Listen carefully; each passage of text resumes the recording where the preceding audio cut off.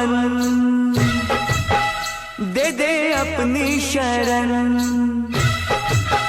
ओए तेरे भवन, दे दे अपनी शरण, रहे तुझ में मगन, थाम कर ये चरण।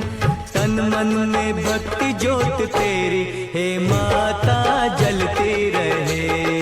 तन मन में भक्ति ज्योत तेरी, हे माता जलती रहे।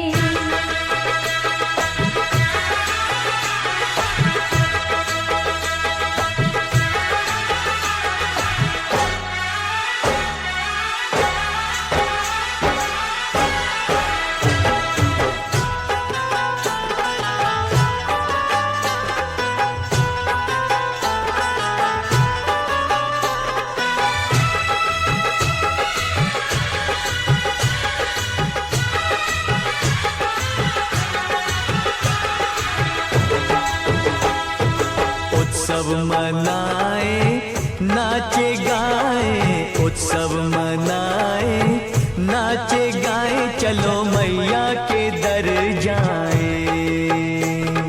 जय माता दी, जय माता दी, जोर से बोलो जय माता दी। चारों दिशाएं चार खंबे बनी है, मंडप पे आसमां की चादर तनी है। सूरज भी किरणों की माला ले आया, कुदरत ने धरती का आंगन सजाया।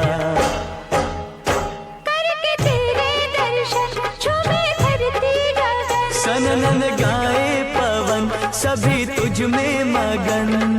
तन मन में भक्ति ज्योत तेरी, हे माता जलती रहे।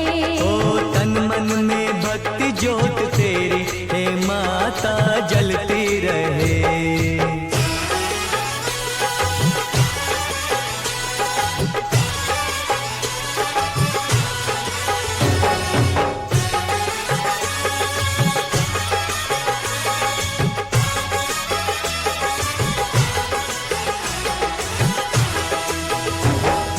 फूलों ने रंगों से रंगोली सजाए, फूलों ने रंगों से रंगोली सजाई, सारी धरती ये महकाए।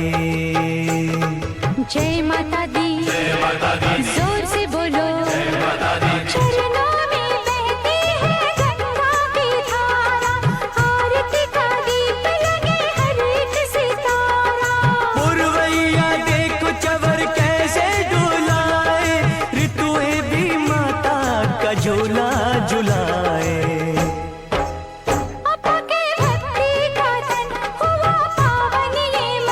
करके तेरा सुमिरन खुले अंतर नयन। तन मन में भक्ति ज्योत तेरी, हे माता जलती रहे। तन मन में भक्ति ज्योत तेरी, हे माता जलती रहे।